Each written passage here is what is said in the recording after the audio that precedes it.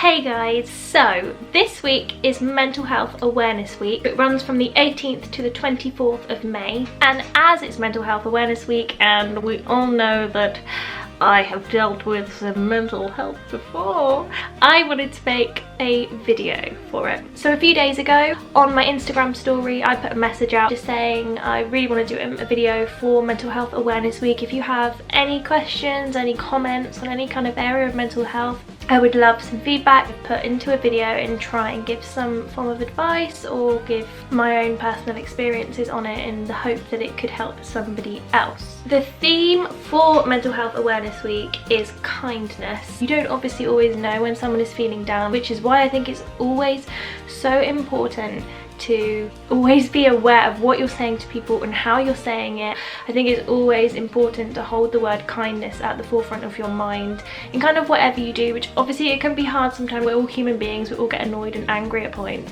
but for a theme I think kindness, like you can't really get a better theme than that. What is this box I'm putting my head in? Help!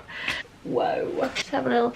That is hot. Let's put that back. And I got some really amazing responses which I'm going to put into this video and give answers as best as I can, but please don't take everything I say as, I've said this before in videos, Bible. I'm not a professional. Quickly before we begin, thank you to everybody that did give me responses. Like, it means so much to me and it's so important that we have this conversation. I'm just such an advocate for talking about feelings and emotions and just spreading awareness of mental health. It doesn't need to be something that you're scared to talk about. So yeah, thank you for giving me the chance to have a conversation with you about it. And obviously the people who have given me the questions and everything I will keep anonymous. So one of the first questions that I got was, what is bipolar actually like? So in case you've never seen any of my videos before, I have type 2 bipolar, and bipolar is a mood disorder and you deal with extreme highs and extreme lows with kind of a baseline in the middle. Now I have made a few videos on bipolar, so I can link them in the description below this video so you can go back and have a better insight to bipolar if you like. For the purposes of this video I'll just keep bipolar description more brief. I don't know what I'm saying. Obviously I can't speak for what bipolar as a whole is like for people, but for me personally, bipolar is scary. It's a big thing to deal with, and I think I forget that it is a psychiatric disorder. I forget how serious it is sometimes, and I think that's because I'm on medication and I'm stable at the moment, probably the most stable I've been my whole entire life, so I kind of take for granted how good I've got it at the moment, which then when you actually take the time to think about how serious your bipolar is, it's really scary to know that your whole body and mind is being managed by the tiny tablets that you take morning and night. It's really crazy to think about. So me and my body were always on high alert. It's hard waking up and wondering, am I going to crash today? Am I going to be in the depths of suicidal thoughts and depression? Am I going to want to kill myself? Or am I going to wake up and spend the day kind of floating around thinking everything is amazing, like that episode of Simpsons where Mr. Burns is like glowing in the woods like an alien? I'll put a picture of Mr. Burns on this clip now just in case you don't know what I'm talking about. And if you've not seen that episode, then what I said just made no sense, so I'll try and explain it differently. You don't know if you're going to crash and just be so suicidal, or you don't know whether you're going to think you're indestructible, nothing can touch you, and when I'm on a high, don't think I can die or get hurt, which is really scary. When I'm in that high, I don't understand that I'm in the high, so I'm not as scared. But thinking me now, with the headspace I'm in today, where I'm completely rational, I know that that is not the case. I'm not indestructible, so it's scary that when my bipolar takes hold, and in the higher sense, I kind of have no recognition of kind of my own safety. It's a roller coaster, not just for me, but a roller coaster for my boyfriend, for my family members, for my friends. So the next question that I got was, what happens to the rational part of your brain when the poor mental health brain takes over? Which I think is a really cool, like really interesting question. It is like inside your brain, the irrational side of your mental health, the bad mental health side, captures the rational side and puts it into a cage, but it stays in the same room as the caged rational mental health. So the bad mental health can still hear the good mental health kind of shouting and pleading for you to let them go and keep you safe, but the bad mental health is like, no, you're going to stay locked away. Me as Florrie, I can hear the caged rational mental health pleading to be heard, but the longer it stays in this cage, the stronger the bad mental health becomes, and the harder it is to hear this caged rational part, because it's more exhausted and kind of just loses energy. And if you followed that, like 10 gold stars for you, because I don't know if I explained that well or not.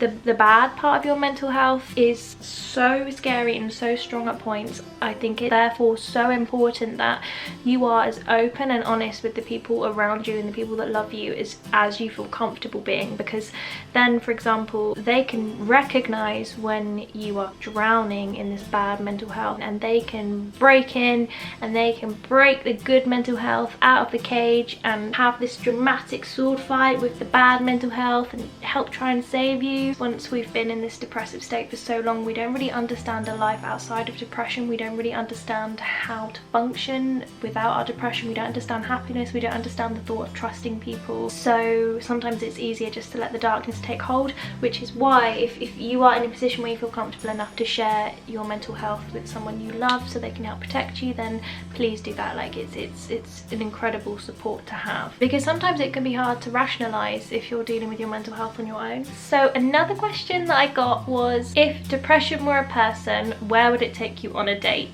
My personal view of depression is that he's just this scary, glooming, lurking monster that just wants to eat you and kind of torture you. So if he was going to take me on a date, it would probably be somewhere similar to the depths of hell. If you don't believe in heaven and hell, then let's think of an alternative. If depression took me on a date, it would be me laid in a wheelbarrow full of worms all over my body, chickens pecking at the worms, but I can't scare the chickens away, probably being forced to eat spam and pate. Pate scares me. And probably whilst all that was going on, I'd have to sit and listen to people say they don't like the band Yumi at 6. That's my idea of hell.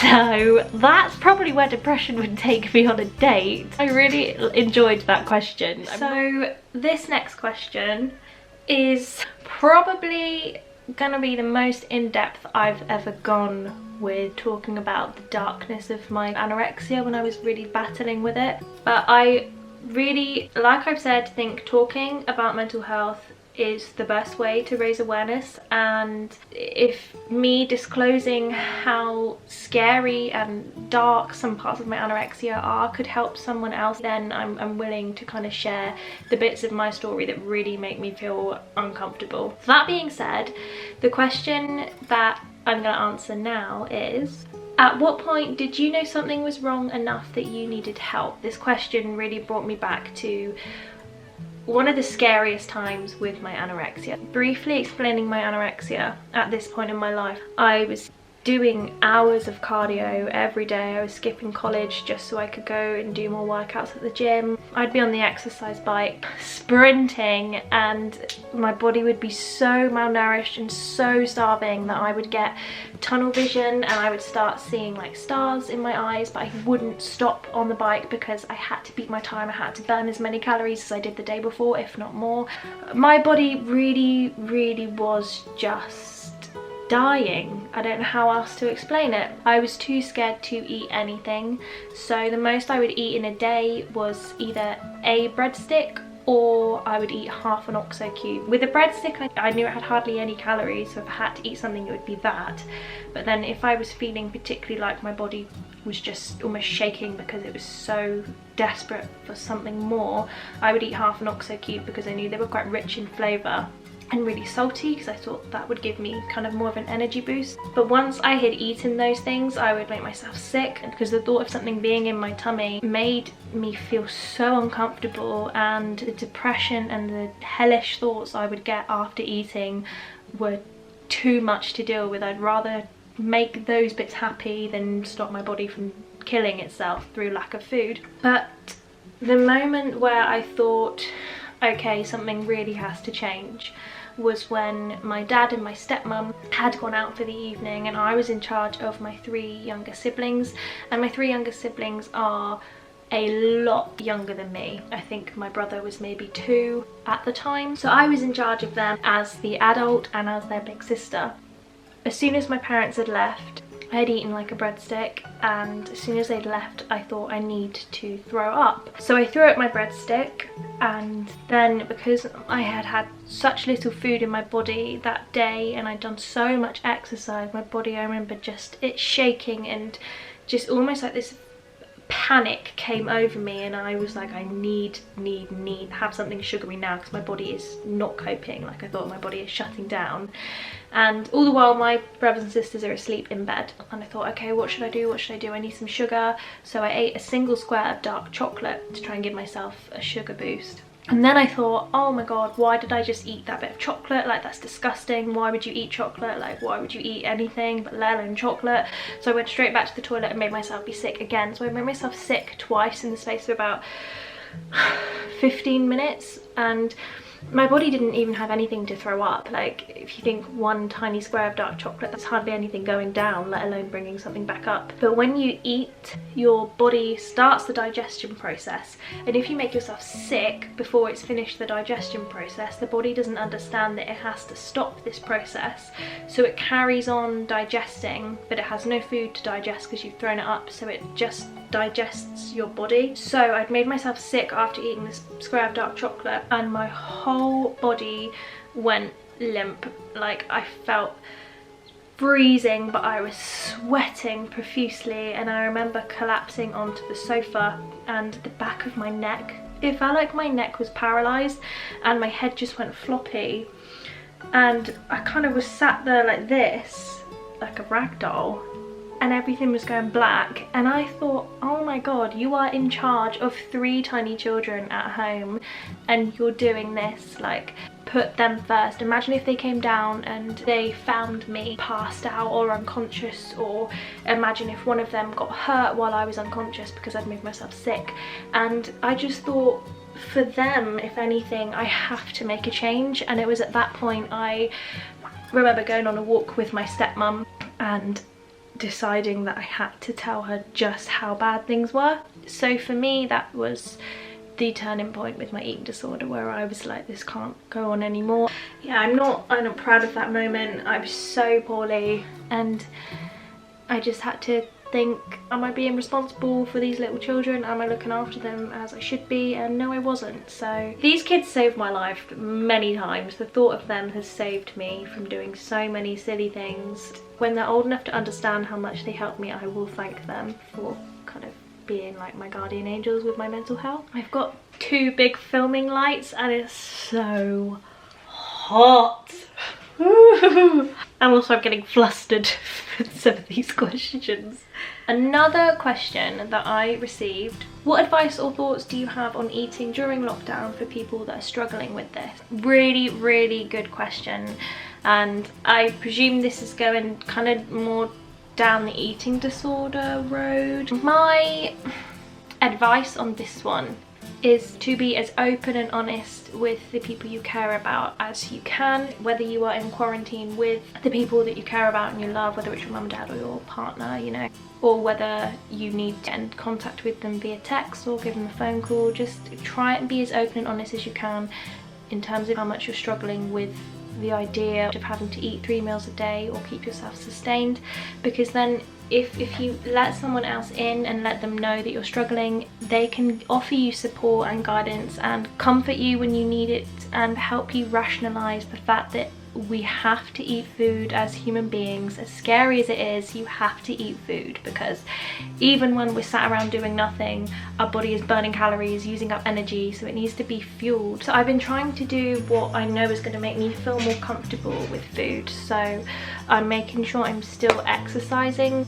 I've got a dog, so I make sure I walk my dog every day. I'll do like a home workout in the garden, or I'll go for a run, because for me, if I'm doing exercise, my mental health anyway is so much better, but I also feel more comfortable with food. Not that you have to exercise so that you're allowed to eat food. I know some people's brains work like that, and mine certainly does at points, but I think with this whole quarantine thing going on at the moment, you have to do what you can to get through it day by day, and whether that is going for a run so that you allow yourself to eat 3 meals a day, then do that. Just take it day by day and eat what you're comfortable with eating, but you need to keep obviously in the front of your mind, is what I'm choosing to eat actually sustaining me? I think it's important that you know that you're not on your own. Even for example, like if you're struggling with food and eating during the quarantine, message me. Like I can put my Instagram description below, send me a message and we can chat about it. Like I feel comfortable enough in my recovery now with my eating disorder to talk openly about the struggles and how hard and challenging it can be to get yourself to eat sometimes. And I'm more than happy to talk about it, just so that you kind of feel like your worries and your fears are valid and they're not you just being silly, because they're not. It's a big thing to have to deal with. Okay, so another question I got, which is really interesting, is how do you deal with doubting your own illnesses if this is something you've experienced? Doubting your illness can be so dangerous, because with my anorexia, for example, when I was under the care of the eating disorder clinic, I would have to go regularly to visit them, and sometimes when I would go, I would see other girls and they would be so much smaller than me, and I would look at them and I would feel embarrassed and ashamed to be there and to be labelled as someone with anorexia, but because I was looking at these girls that were so much smaller than me. One, I doubted my illness because I thought, well, I can't be that poorly because I'm not as thin as these girls, so I don't understand why I have to be here. And secondly, I felt ashamed for acknowledging the fact I had anorexia in the first place, because I thought I'm not having it as tough as these girls. These girls are really, really, really skin and bones, and I'm not quite there yet. So I felt ashamed that I had even acknowledged the fact that I may have an eating disorder. Obviously that wasn't actually the case, and a common misconception with eating disorders is that they have to look a certain way. So anorexia, I think a lot of people believe that unless you are skin and bone, you aren't anorexic, where that's really not the case. You can look a healthy normal weight, or whatever you want to call it, and you can still be anorexic. Like it's a mental health illness. Like obviously it affects you physically. I think also in terms of doubting your illness, when I was really poorly with my anorexia, this is trigger warning here now, like serious trigger warning, I would go onto websites called Pro-Ana and Pro-Mia. Pro-Ana means pro-anorexia and Pro-Mia means pro-bulimia, and there were these websites and forums set up for girls with anorexia and bulimia to go onto and talk to other girls, but not in a helpful way. It's encouraging the illness, it's projecting the illness in a way that it makes out it's a lifestyle and that it's a choice. These websites detail how anyone who's trying to help you is just jealous, they don't understand you, and you know, you can get pen pals on there for starving. So there's so many different avenues you can go down with this question in terms of answering it. So obviously when I was really poorly, going on Pro-Ana and Pro-Mia websites made me doubt my illness, because it made me doubt that anorexia even was an illness, because I did think it was a lifestyle choice. But on the days where you have a more rational mindset, you really have to have a strong word with yourself. So when I would have a more rational day and I was more aware of how my illness was impacting my family, I was able to make a promise to myself that I would no longer go on those Pro-Ana and Pro-Mia websites, because they were making me doubt that I had a problem, and they were making me doubt that my problem could kill me. I had to eradicate the things in my life that were making me believe anorexia was not even an issue. And then I also had to deal with doubting whether I was even poorly, or whether I was poorly enough for help. For example, when I was at the eating disorder clinic and I was seeing the girls that were smaller than me, I had to realise that that doesn't mean I'm not anorexic as well. I think with anorexia, it very much becomes a comparison of bodies. In terms of dealing with doubting my illness, that was a really long journey for me. This next one I think is so important, and I really want to do it justice by answering it well, and I'm really sorry if I don't. Advice for supporting a family member who may not be ready for recovery yet. From who this question was from and my personal interpretation of the question, I look at this from an eating disorder point of view. So in terms of answering this question as best as I can, I wanted to do it from my point of view and what advice I would give to you, and from my stepmom's point of view, having to deal with someone who isn't ready for recovery. My stepmom was the main person who helped me with my eating disorder. She was the person I was most honest with about everything.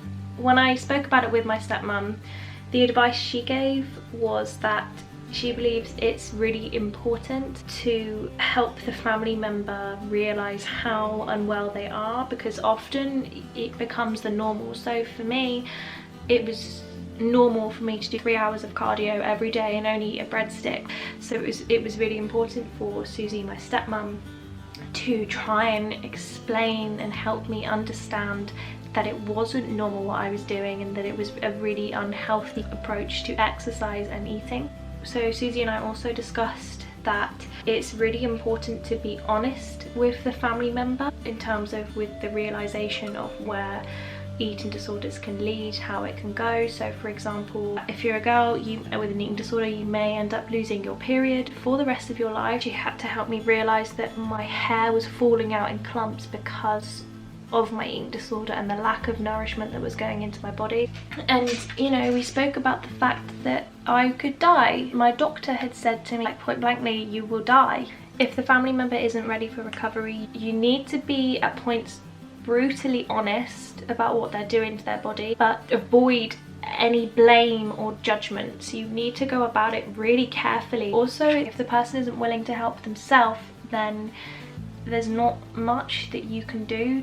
You just need to make sure you're listening to them and asking them their point of view on their illness. So for me, for example, the reason that I had anorexia and was so latched onto my eating disorder was that it gave me control in my life. At that point, there was a complete lack of control and everything was falling apart around me. And for me, if I could choose to skip meals and starve myself, that was control, because I was choosing to do that to myself, no one else, just me. So it's important to ask them why they're doing what they're doing, or why they think they're doing what they're doing, and listening to it and seeing if there's alternative ways that you could help them with that. You need to just try and be as supportive as you can, but don't wrap them in cotton wool. Like, it's not going to do them any favors by pretending everything is okay. And if it's someone that you care about who has an eating disorder, you will be hurting. It's not just the person who's poorly with the eating disorder that's going through hell. You, as their family member or the person that loves them, you are going through hell as well, because you are watching the person that you love potentially just die. In that sense, I think you do have a right to be brutally honest with them and say the stuff that they won't want to hear. From my point of view, as the person who had the eating disorder and was that family member that wasn't ready for recovery, if a family member isn't ready to be in recovery, you know, if they look really thin, don't make them feel ashamed for how they look. So for me, it never helped me when people said, oh my gosh, you don't look very nice, or you look so unhealthy, or you look so much better when you had more weight on you. You already feel shit about yourself. You don't need other people to make you feel even worse. So I think you need to tread carefully in terms of how you comment on their body type and their body shape, and whether they are losing weight or gaining weight. You kind of need to avoid talking too much about what their body looks like, because I don't know, it's just such an uncomfortable thing. You want to shrink your body so that you don't exist, so you don't want it to be the topic of conversation all the time. You know, the more people told me just to eat, the less I wanted to eat, because it's not as simple as that. So I think having a family member who's not ready for recovery, the best you can do is support them. Don't get angry at them. Try and understand the illness, whether that's asking them why they do it, why they starve themselves, if that's what they do in terms of eating disorders, or, you know, research the illness as much as you can, read books on it, read stuff online, read other people's stories. The last question I'm going to do is, how can a person offer support to someone suffering if they themselves are suffering too? You know, when we're in a bad place, if someone that we love or we care about comes to us and they are in a dark place as well, or they're looking for advice, we can quite often rationalize their point of view and their negativity and help them pick out the positives and help them see life in a better way and offer them advice that's positive and that helps them move forward, because we don't ever want to see the ones that we love suffering. So we will give them like the best advice we can find in the whole wide world, but a lot of the time we do not hold ourselves in as high regard that we hold other people.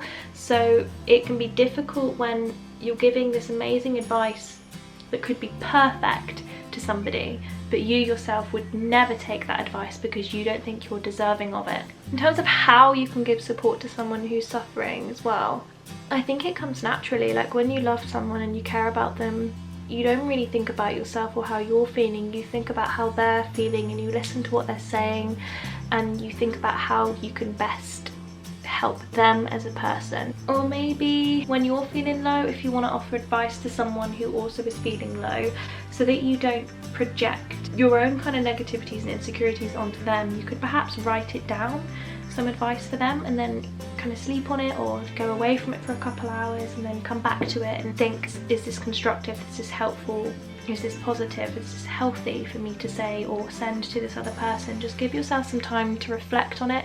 And also if it's written down, you've got it then for yourself as well as advice. Our words hold so much power and so much gravity that we have to take it seriously what we're saying to other people that are in a bad place.